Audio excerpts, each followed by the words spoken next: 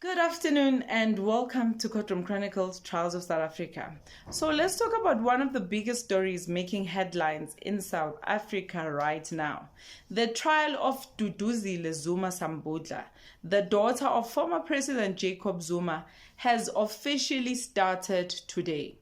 According to news reports, Duduzile is facing terrorism-related charges connected to the 2021 civil unrest that followed her father's imprisonment. She's currently a member of parliament for the Umkhonto weSizwe Party, also known as the MK Party, and represents South Africa at the Pan-African Parliament. It's reported that she left the NC in 2023 following in her father's footsteps and was elected in parliament in 2024. So according to the state, the case against her is based on a series of social media posts made during the July 2021 unrest. Prosecutors allege that some of those posts, including videos of burning trucks and hashtags like Free Jacob Zuma, may have contributed to public violence.